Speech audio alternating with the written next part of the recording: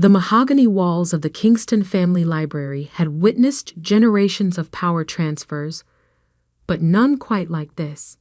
My brothers, Thomas and Edward, lounged in leather chairs worth more than my supposed monthly salary, sharing knowing smirks as the family lawyer droned on about Grandpa Richard's estate. As per the late Mr. Kingston's apparent wishes, Mr. Harrison adjusted his wire-rimmed glasses. The primary trust will be divided. 45% to Thomas, 45% to Edward, and 10% to Alexandra. Apparent wishes? I kept my voice soft, letting them underestimate me one last time. Thomas laughed, running his hand through his expertly styled hair. Come on, Alex. Did you really expect an equal share? You're the one who abandoned the family business to find yourself. Living in that tiny apartment, Edward added. Working as what? A clerk? If they only knew that tiny apartment was the penthouse of a building I owned, or that my clerk position was a cover for my role as CEO of one of the largest private equity firms on the West Coast. Actually, I opened my leather portfolio, not designer. They'd expect that. I have some questions about the trust's recent activities. Mr. Harrison's carefully neutral expression flickered. The trust operations are quite complex, Miss Kingston. Perhaps we should focus on the distribution, like the $27 million transferred to Cayman Islands accounts last month. I kept my tone conversational. Or the series of shell companies created under Grandpa's name. 3 months after he died, the temperature in the room seemed to drop 10 degrees. Those are confidential matters, Thomas snapped, his smirk fading. Nothing about this trust is confidential to its real controller. I pulled out the first document. Grandpa's original will, dated 1 week before his death. That's impossible. Mr. Harrison stood abruptly. The will was signed 3 days after he died. I raised an eyebrow. Interesting timing, considering I have security footage of you and my brothers entering his study that night, carrying some very interesting documents. Edward's face went pale. You're bluffing. Like you bluffed about Grandpa's mental state in his final months. I extracted another file. His medical records show he was perfectly competent when he made me executor of the Kingston Trust. 3 years ago. Thomas lunged for the papers, but I held up my phone. The documents are already with the SEC, along with evidence of every fraudulent transaction you've both been hiding. You can't. Thomas started. Can't what? Protect my inheritance? Fulfill Grandpa's real wishes. I stood, walking to the portrait of Richard Kingston that dominated the library wall. He knew what you were planning. Why do you think he changed the trust structure? What are you talking about? Edward's voice cracked. I pressed my thumb to the portrait's frame, a hidden biometric scanner Grandpa had installed. The painting swung forward, revealing a wall safe. Grandpa gave me this access code on my 25th birthday. I entered the combination. Said I was the only one who saw wealth as responsibility, not entitlement. Mr. Harrison moved toward the door, but I clicked a button on my phone. The security team won't let you leave, Mr. Harrison. Not until we discuss your role in falsifying legal documents. The safe opened with a soft click. Inside lay the truth they tried to bury. The real trust documents, videos of Grandpa explaining his decisions, and evidence of every scheme my brothers had run thinking no one was watching. Your share? I echoed Thomas's earlier mockery. Let's talk about shares. The Kingston Trust doesn't divide into percentages. It has one controller, chosen by Grandpa, based on character, not birth order. I placed a USB drive on the desk. This contains everything. The real will, proof of your embezzlement, recordings of your conspiracy with Mr. Harrison. I checked my watch. 3 minutes. Copies will reach the FBI, SEC, and family board members. You destroy your own brothers? Edward whispered. No, I picked up Grandpa's favorite fountain pen from the desk. You did that yourselves. I'm just executing Grandpa's last wishes to protect the Kingston legacy from those who would abuse it. My phone buzzed, an alert that the files had been delivered. Right on schedule. Now, I sat in Grandpa's old chair, feeling its familiar leather embrace. Let's discuss your futures. They're about to change dramatically. Through the library's surveillance cameras, I watched my brothers' faces as reality finally hit them. Their perfect world of privilege and power was about to shatter, and their little sister, the one they'd mocked and dismissed, held all the pieces. Grandpa always said true wealth shows character. I opened my laptop, displaying their complete financial records. Time to show me yours. Outside the library windows, rain began to fall, washing away the last traces of their illusion of control. The real power had always been quietly waiting, watching, and preparing for this moment. And we were just getting started. The next morning, I sat in my real office on the 47th floor of Kingston Tower, the building my brothers thought was still controlled by their shell corporation. The rain had cleared, leaving the city gleaming like new money. My phone hadn't stopped buzzing since last night. Thomas, 2:13 a.m. We need to talk. This is insane. Edward, 3:45 a.m. You can't do this to family. Mr. Harrison's law firm, 4:30 a.m. Urgent matter regarding Kingston Trust. My executive assistant, Victoria, entered with my morning coffee and the latest trust reports. Your grandfather's private files have been transferred from the secure vault. And, she paused, your brothers are in the lobby. I checked the security feed. Thomas and Edward stood by the reception desk, their usual polished appearance notably disheveled. Thomas's Brioni suit was wrinkled, and Edward's hands kept fidgeting with his Rolex, the one he'd bought with embezzled trust funds. Let them wait 15 minutes, I said, opening Grandpa's personal journal, the one they never knew existed. Then send them up. The journal's pages contained everything: his observations of my brother's character flaws, his quiet mentoring of me, and most importantly, his master plan for the family legacy. 5 years earlier. Watch them, Grandpa had said, showing me the hidden cameras he'd installed throughout the family offices. See how they treat people when they think no one's looking. I'd seen it all. Thomas berating staff, Edward stealing from petty cash, both of them plotting to seize control once Grandpa was out of the way. But why show me? I'd asked. Because you're different.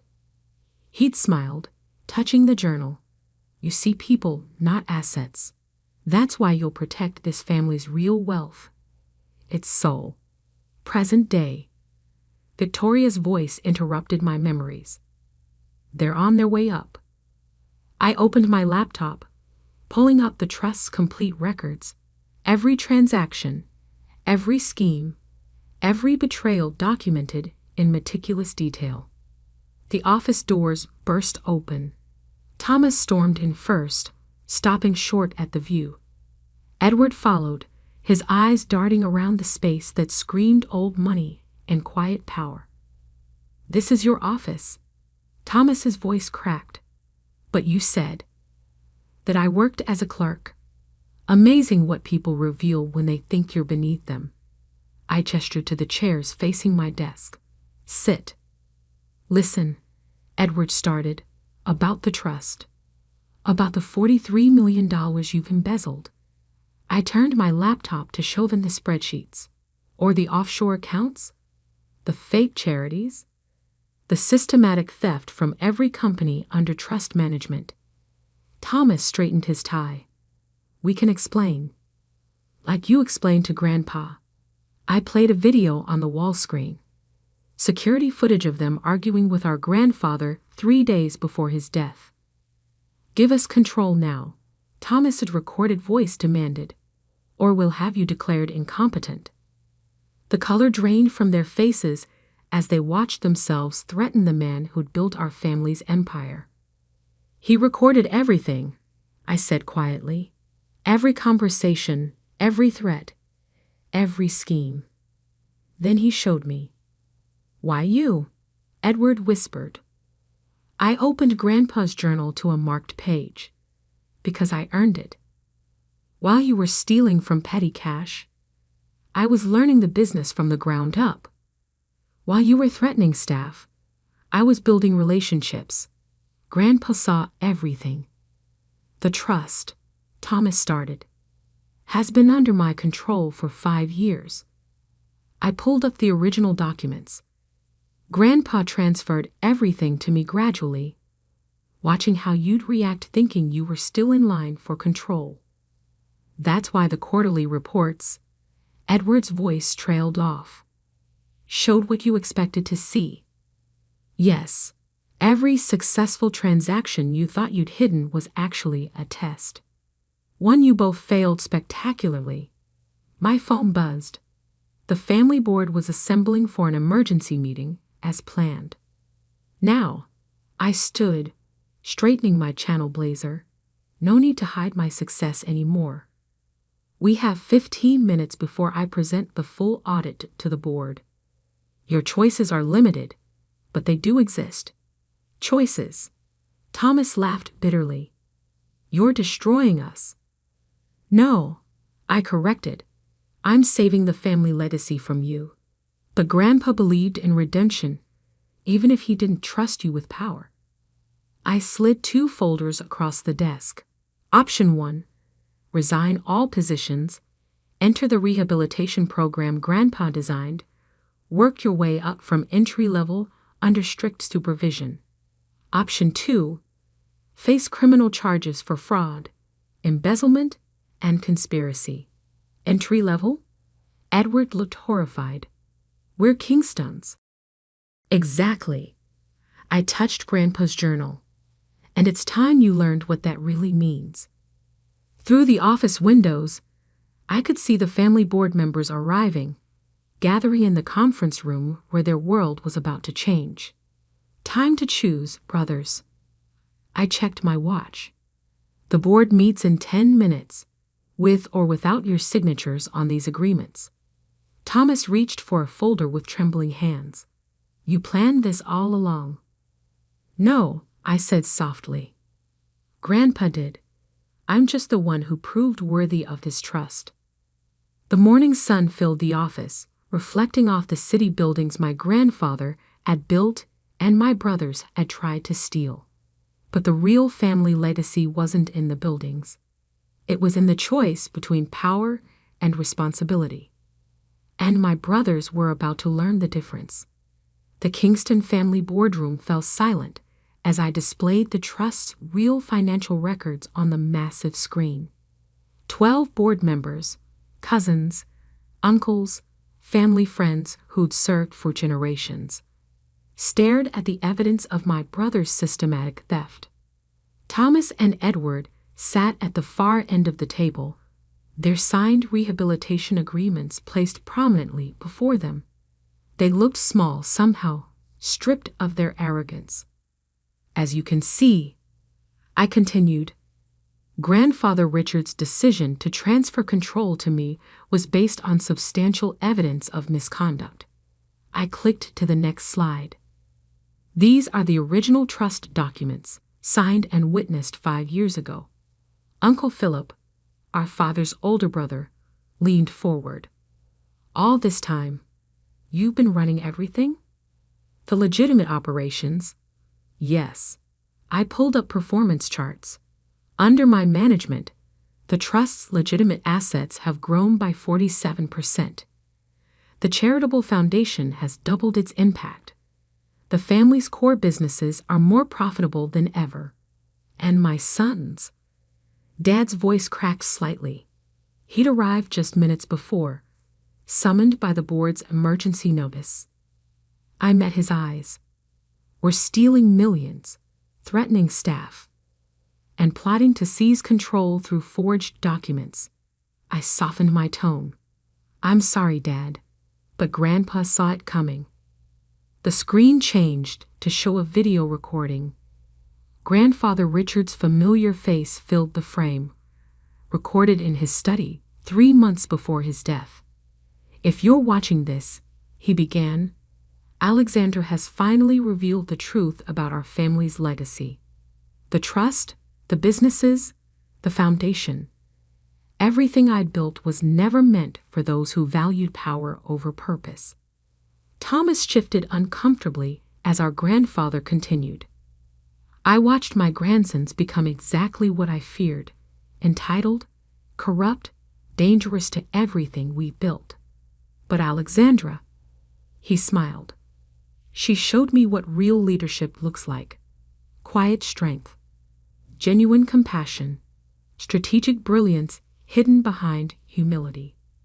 The board members glanced between me and the screen, seeing the parallels Grandpa had spotted years ago. The rehabilitation program exists for a reason. Grandpa's recording continued.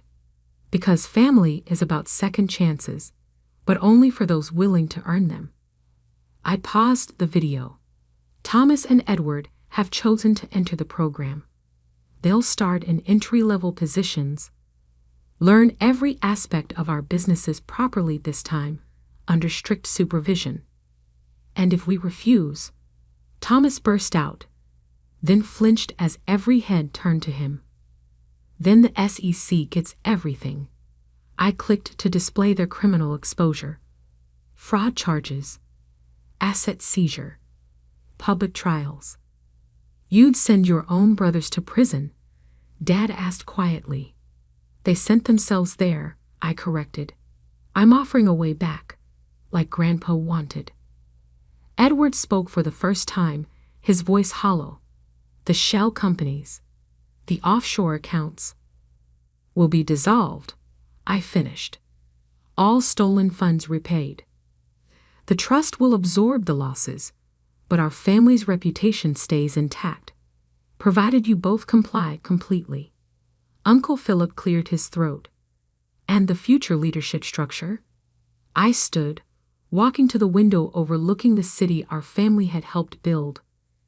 Grandpa left specific instructions. The trust remains under my control, but with new oversight provisions.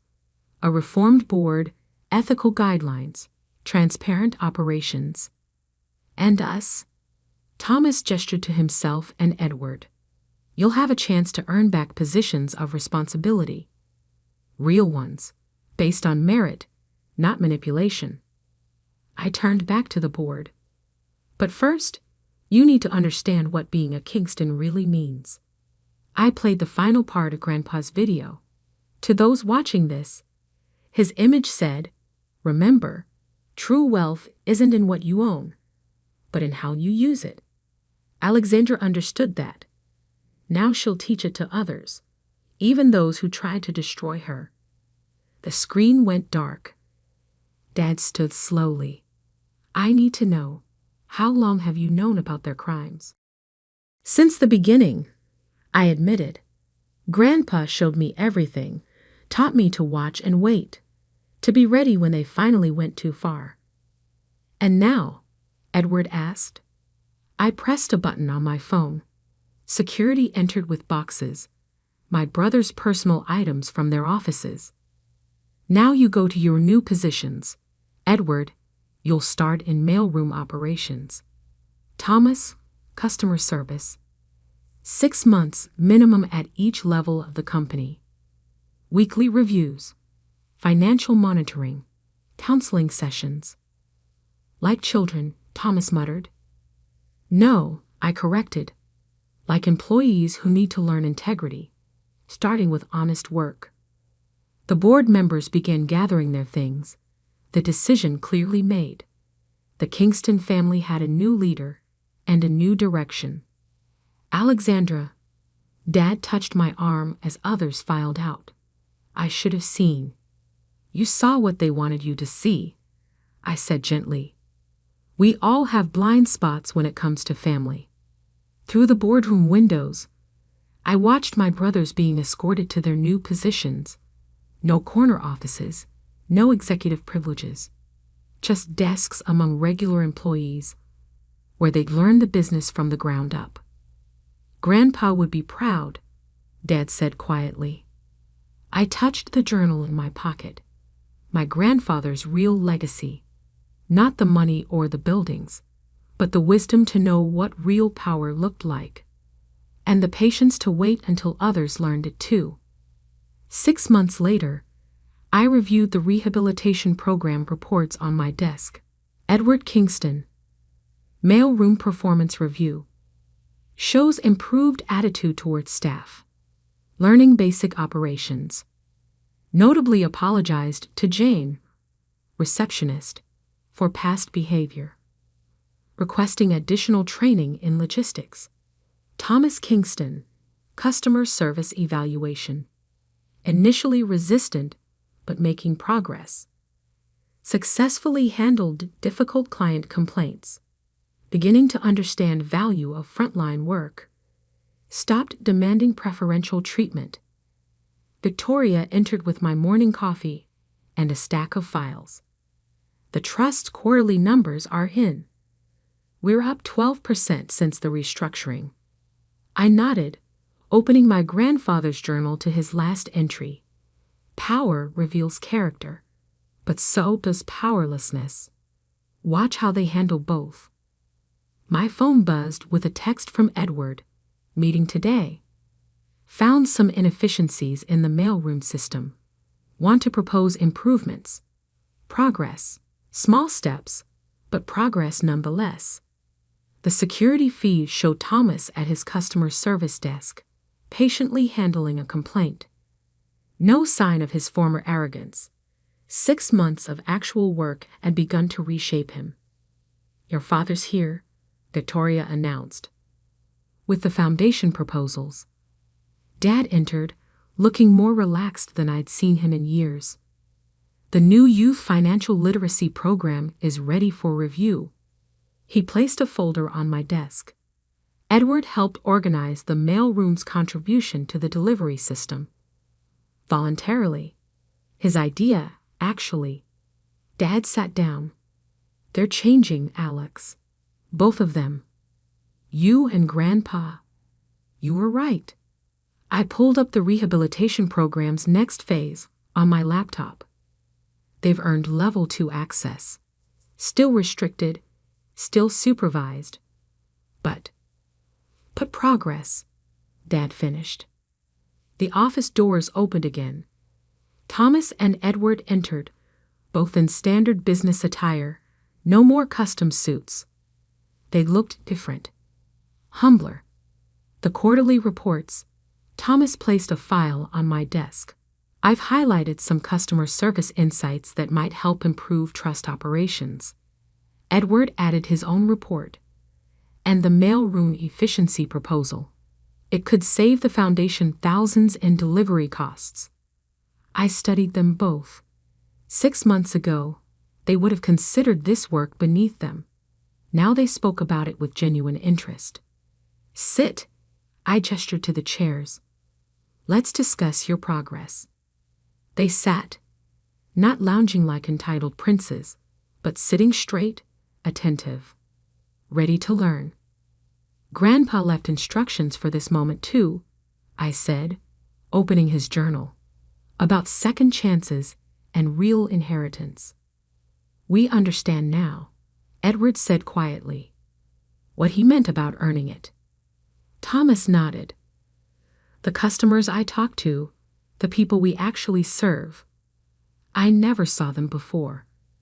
Not really. I turned my laptop to show them their new assignments. Phase 2 begins next week.